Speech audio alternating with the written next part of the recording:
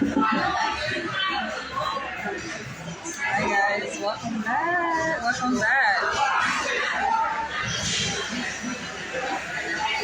I'm trying to see what I want to eat before I jump into this topic with you guys. It came by request from a few people who have inboxed me to talk about my interest in Dominatrix.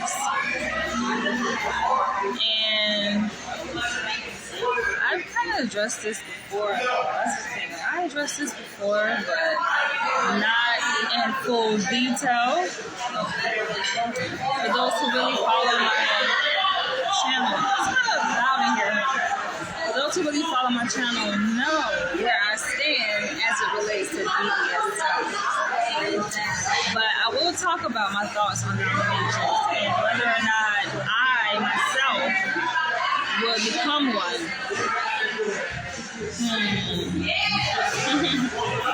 What do I want to eat?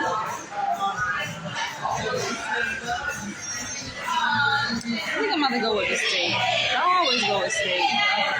Let's see what I want to do. Carne asada or grilled Mexican steak. Quesadilla. Grande. Margarita.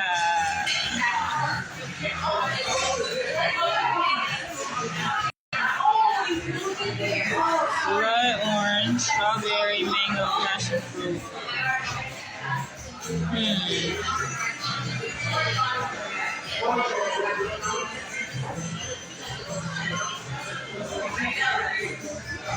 Tequila.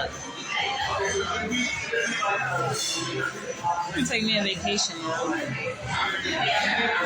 know, it's funny, I've never really left the country. I need to though.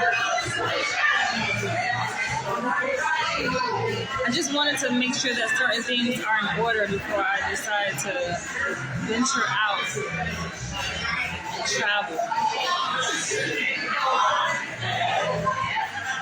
It's on ready to order. It's on hungry. I walked all the way over here. I walked all the way over here from Upper East Side to the West, Upper West. It's a nice spot. It's my first time here, actually, so nice spot. I like the vibe. It's not too crowded. I like the decor. We're gonna get into this topic, but I gotta order food first. What do you guys think, though, while we're waiting? What do you guys think? Should I become a dominatrix? I'm ready to order. So I have a question. What's the difference between the carne asada skirt steak and the grilled Mexican skirt steak? The ingredients. The ingredients? Like how it's made? It's a different one. This has 10 ounce. Okay, one is made with jalapeno. You know, I'm gonna try the grilled Mexican skirt steak. This one. And as far as the margarita, the grande, how big is that? Yeah, is it frozen? Frozen on the rocks. We have mango, strawberry, and passion fruit. Which one do you recommend? Which one? Mango? Yeah. Alright, I'll try that. Yeah. Okay, mango frozen. On the rocks. With sugar or salt around. Salt around. Yeah. Thank you. I don't know if they have desserts, so let's get into this. Now, I think a lot of people have been coming to me asking me to talk about this particular topic, right? To share my perspective on it as to whether or not I would become a dominatrix, because I talk about various topics, right, as it relates to alternative sexual lifestyle, particularly, and I picked the right spot how to do a video. I don't know, I think you guys should be able to hear me though. just let me know if you guys come in with him. But it's like I talk about different topics as it relates to alternative sexual lifestyles, particularly like BDSM, cuckolding, interracial relationships, right? Sometimes my videos are choppy. I hate when it does that, right? Oh, that looks so good. And I've talked about like interracial relationships, right, in the context of dominance and submission. And I think it obviously has attracted a lot of different types of men. Overwhelmingly, I would say a good portion of my audience in the past year or so has been like white, submissive beta men. Some are cuckolds, and they are fascinated, I think, by just my demeanor. They're fascinated by like how I talk about these topics with such confidence and certainty. And I get it, right? I get it. However, it's like you should ask for a straw. But however, it's like I have already expressed, like, I identify myself as submissive. Not only do I identify as submissive, but I am. Now, granted, I can be dominant. You guys should go back and check out my video I made earlier today on how sometimes, given that dominance and submission and sadomasochism, I view it as on a spectrum, meaning it's like at times a person can vacillate, right? It's just depending on the circumstances and the energy coming from the other side of the person that you are engaged with. So sometimes it does cause for me to be a little bit more dominant than submissive, or a little bit more suggestive. That kind of comes out of me sometimes. Like I talked about, oh, she brought it too soon. Oh, too soon. Okay, can I get a straw for this too? I talk about how, man, I am hungry, you guys. I had breakfast. The only thing I had today was a bagel. What time was it? Let's see. It's 4:37. Ooh. But it's like I talk about how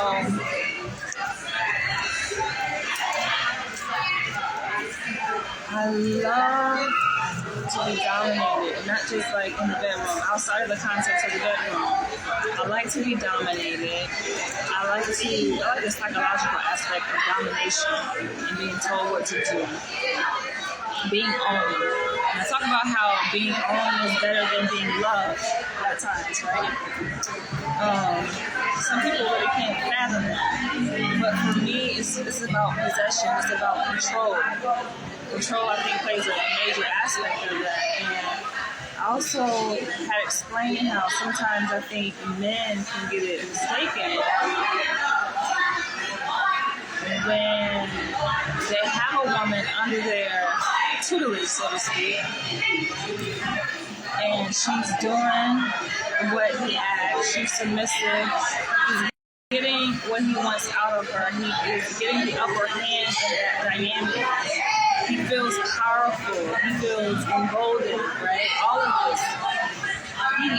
And I think that dynamic in and of itself can translate to how he sees himself outside of that relationship context, right? So, you know, when you are in a relationship with someone, they are empowering you, it shifts in a way who you are, right? It shifts your identity, especially if you didn't come in with that much power, right? So outside of that relationship context, then you become this person interacting with the world with that same kind of degree of energy. And I talk about how, I wish they gave maybe I should order appetizer or something.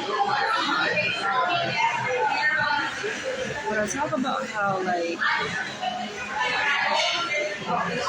a real master at his craft, especially when it comes to BDSM, knows who really holds the power, knows where the power really lies, right? Everybody knows this. I mean, I'll say it just for the record. But the power really lies with the submissive. And I talk about how in my last video that I did today on how sometimes I like to see that power kind of slip away from him, or the power that I know I bestowed upon him, that I willingly gave. I like to see that sometimes kind of slip away and look at a man's like reaction to that, right? And that's the kind of sadistic part of it. So I can't drink unless I have food. That's just me. Some people, and I think they're really alcoholics, they can drink on an empty stomach, but not me. Not my thing. I gotta have food in my stomach. Otherwise, I can't enjoy it. It just gives me a headache.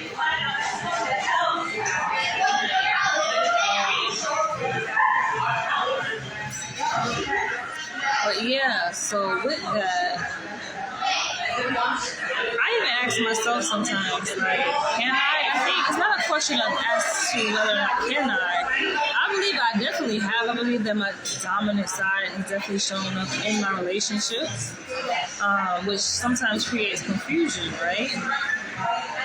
Especially for the other person who is inflexible to that. Like some people are truly like inflexible to the reality that our characteristics are not stable necessarily over time. Like they change, you know? And I think it just depends on a lot of different factors. But I don't know if a person is truly 100% dominant all the time, right? I don't know if a person is a man, let's say, for example, is truly dominant like 100% of the time. Likewise with a woman, you know? A woman is not 100% submissive all the time. It fluctuates. And I've seen that happen in different relationships of mine. But the sexy thing about it, though, when like a woman is like with a true dominant man, the sexy part for me is like when things are put back into the proper perspective. Right? So when that man reasserts his power in that relationship, he's like, hold on. Of course, in a respectful way. All about respect. So I still haven't answered the question yet as to could I be a true form dominatrix. I'm definitely not going to be eating on camera tonight, so I'm going to get my food and then that's when the video ends. It's kind of awkward. I feel like I can't enjoy it if you guys are like watching me eat. But I think that where I'm at in my life right now, and I think this is not really going to change much, is that I don't really see myself being a dominatrix at all. I don't. I think that being a dominatrix and just being a dominant period is a role that requires a lot of responsibility that I myself is not willing to take on. I have no interest in that. I just don't. I mean, I get it. I think I can have fun with being a dominatrix, right? So I'm not saying that I'm completely 100% opposed to the idea that as if I would never take on that role, right? Or play around in that role. I think that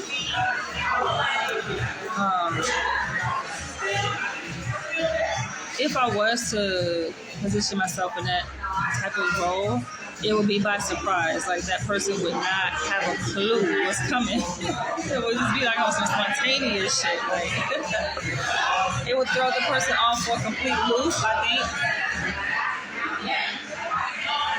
I've also thought about it in the context of polyandry, which is something that I've expressed my interest in publicly several times, many times over. Especially, I think the first time was back in Los Angeles. I made a whole video on polyandry, my interest in it, and that is something I see myself doing, right? But the question had come as to whether or not in my particular interest, which is a dominant alpha male, how many dominant alpha men would sign up for that type of relationship dynamic, right? That's the question. And I said to this person, I said to you, a few people had commented on my video and said, I doubt that many dominant men will be interested in it. If any, right? Just like, well, you're not going to find a dominant man that will be interested in polyandry. And I was just like, you have no idea. Funny enough, lo and behold, the universe sent those men to me. Like, within a matter of weeks after I made that video. So I think it's just very interesting how sometimes we can have these preconceived notions about what is true, what is not, what will happen, what won't happen. We live in a very dynamic, ever-changing society, so you just have no idea.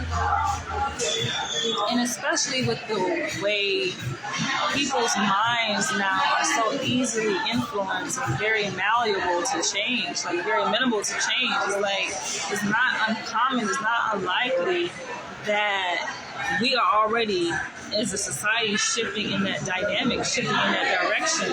Like, I've seen it, you know. This is why, like, I make videos about alternative sexual relationships, because not just sexual, but just alternative relationships altogether. It's because I'm a part of that, and I see it, and I see that there are men who are open to expressing themselves, expressing their sexual identity in many different ways that violates the status quo. You will be surprised.